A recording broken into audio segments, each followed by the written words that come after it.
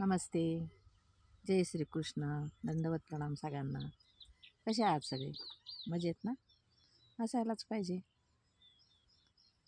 तर आपले ह्या यूट्यूब चॅनलवर सर्वांचे हार्दिक हार्दिक हार्दिक स्वागत, ज्याचं नाव आहे अनन्य रुद्रा नाथ संस्कृतीचा. अनन्य रुद्रा नाथ संस्कृतीचा. आपण ह्या चॅनलवर श्रीमद्भगवद्गीता शिकत आहोत, शिकायला सुरुवात केलेली आहे. आपण पहिल्यापासून भगवद्गीता शिकवत आहोत. पहिल्या अध्यायाच्या पहिल्या श्लोकापासून आपण शिकलोत आणि आज आपण दुसऱ्या अध्यायाच्या 49 आणि 50 ह्या श्लोकापर्यंत येऊन पोचलो. या मागचे जर व्हिडिओ जर कोणी बघितले नसतील, ज्याला बघायचे असतील त्याने आपल्या चॅनलला भेट द्या आणि मागचे व्हिडिओ जरूर बघा, शिकण्याची इच्छा असल्यास. तर आपण श्रीमद्भगवद्गीता दुसरा अध्याय सुरू करूया. 49वा श्लोक.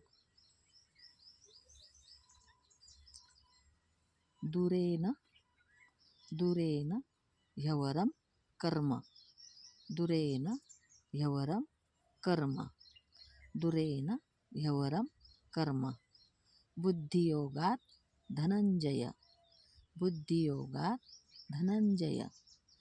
बुद्धियोगात् धनंजय.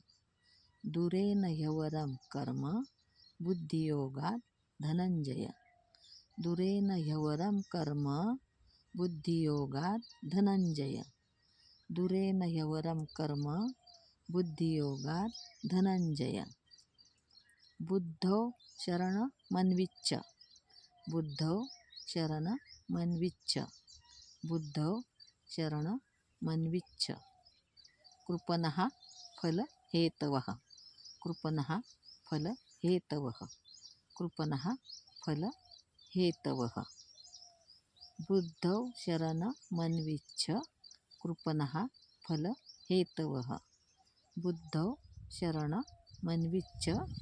कृपणः फलहेतवः. दूरेन ह्यवरं कर्म. बुद्धियोगात् धनंजयः.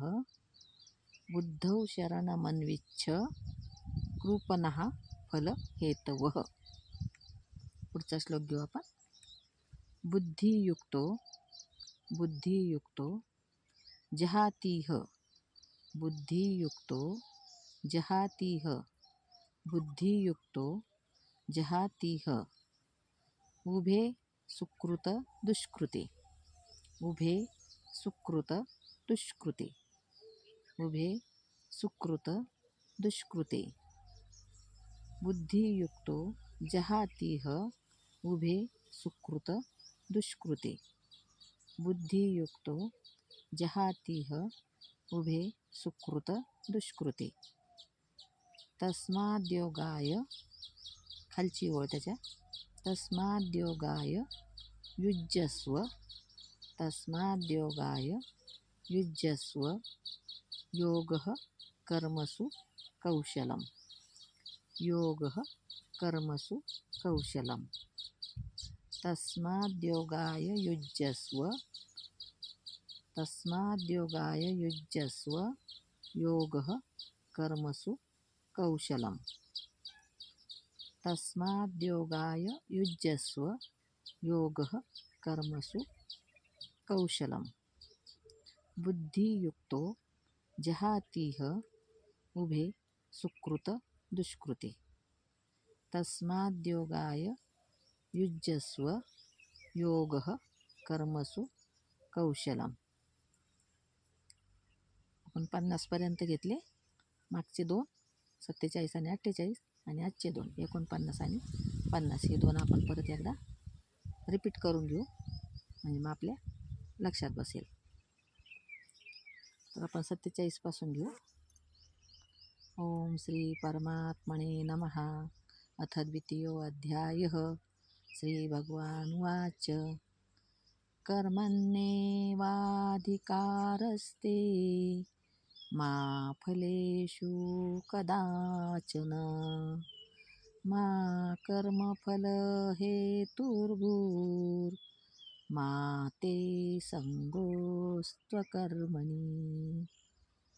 योगस्थ कुरु कर्माणि संगं त्यक्त्वा धनञ्जय सिद्धयो समो भूत्वा समत्वं योग उच्यते दूरेन ह्यवरं कर्म बुद्धियोगात् धनञ्जय बुद्धौ शरणमन्विच्छ कृपणः फलहेतवः बुद्धियुक्तो जहातीह उभे सुकृतदुष्कृते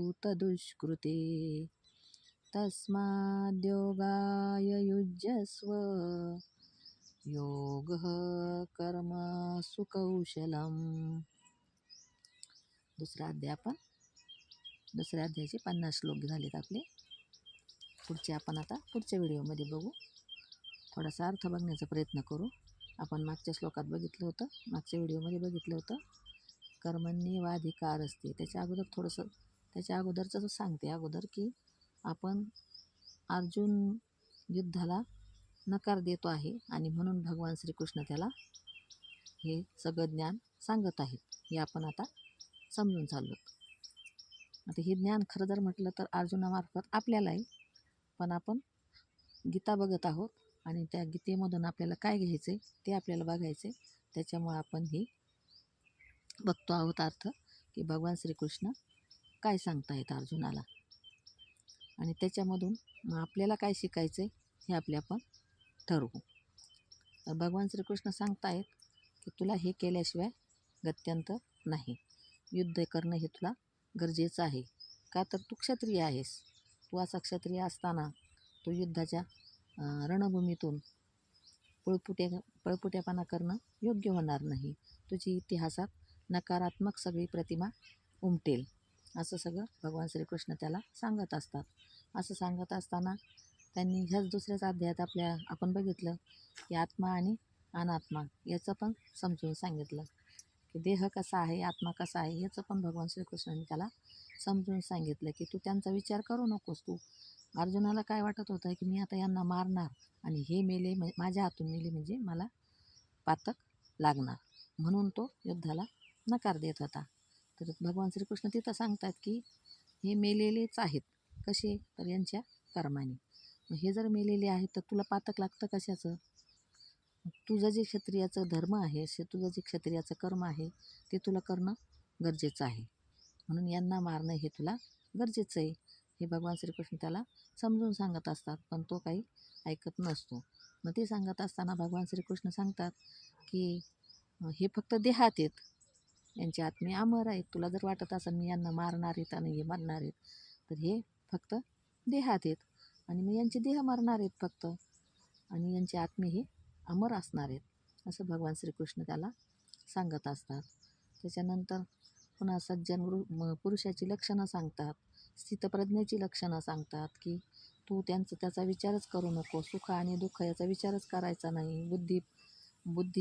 स्थिर बुद्धी ठेव आणि स्थितप्रज्ञ असा तू हो, आणि तू युद्धाला तयार हो, आणि तुला त्यांना मारायचं आहे याचा विचारच करू नको. तुझं फक्त तू कर्म कर. नंतर ते सांगत असताना कर्म करणं हे कसं गरजेचं आहे हे पण भगवान श्रीकृष्ण आपण मागच्या व्हिडिओमध्ये बघितलं. कर्मण्येवाधिकार असते मा फलेषु कदाचन.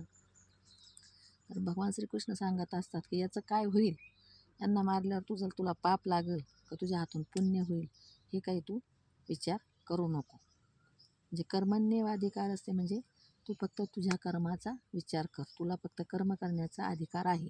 त्याचं फळ काय घ्यायचं किंवा काय मिळेल याचा विचार तू करणं योग्य नाही.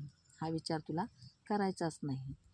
मग ह्याच्यातून आपल्याला पण थोडंसं शिकायला मिळेल की आपलं कर्म आपण करत राहायचं, चांगलं कर्म करायचं, चांगली बुद्धी भगवंताजवळ मागायची, आणि चांगलंच कर्म जर करत राहिलं तर त्याचं फळ आपल्याला नक्कीच चांगलं मिळणार आहे हे आपण धरून चालायचं. फक्त फळाची आशा न करता ते कर्म करायचं. फळ देणं, चांगल्या कर्माचं हे चांगलंच फळ देतो भगवान, हे आपल्याला माहिती आहे. त्याच्यामुळं आपण आपलं फक्त चांगलं कर्म करत राहायचं असं भगवान श्रीकृष्ण अर्जुनाला सांगतात आणि अर्जुनामार्फत ते आपल्याला पण सांगतात. तर फक्त चांगलं कर्म करत राहायचं. कर्मावर आपला अधिकार आहे, कर्म करण्याचा आपल्याला अधिकार आहे, पण फळाची अपेक्षा करण्याचा अधिकार आपल्याला नाही आहे. म्हणून भगवान श्रीकृष्ण त्याला मागच्या श्लोकातही समजावून सांगतात की कर्मण्येवाधिकार असते मा फलेषु कदाचन. म्हणजे फळाचा तू कधीच विचार करू नको, तू फक्त कर्म करत राहा. तुझं कर्म काय आहे? युद्ध करणं. तू कोण आहे? क्षत्रिय. तुझं कर्म काय आहे? युद्ध करणं. आणि धर्म काय आहे? युद्ध करणं. तर हे तुला करणं फक्त गरजेचं आहे, तोच फक्त तुझा अधिकार आहे. फळाची अपेक्षा न करण्याचा तू विचारही करू नको की मला फळ काय मिळेल आणि मला पाप होईल का पुण्य होईल, हे पण विचार तू करू नको, असं भगवान श्रीकृष्ण त्याला सांगत असतात. योगी पुरुष कसा असतो म्हणले? तो फळाचा विचार करत नाही. ते 3 गुण पण आपण मागच्या वेळेस बघितले, सत्व आणि रज आणि तम. या 3 गुणांचा पण तो विचार भगवान श्रीकृष्ण अर्जुनाला सांगतात. तो त्या 3 गुणाच्या पलीकडे जाऊन तो विचार करतो की मला हे कर्म हे माझ्या हातून व्हायला पाहिजे आणि मला हे कर्म करणं गरजेचं आहे. म्हणून असा तो योगी पुरुष तो पण समजावला भगवान श्रीकृष्णाने त्याला. आणि ते समजावत आपण आज 50 श्लोक दुसऱ्या अध्यायाचे पूर्ण केले. पुढच्या वेळेस आपण पुढचे श्लोक घेऊ पुढच्या व्हिडिओमध्ये. आणि आपण आज इथंच थांबूया. व्हिडिओ आवडल्यास लाईक जरूर करा, सबस्क्राईब तर करा. सबस्क्राईब करायला विसरू नका. आणि तसं पण तुम्ही खूप प्रेम देत आहात आपल्या व्हिडिओला, आपल्या चॅनलला, त्याच्यामुळे मी सगळ्यांचे आभार मानते.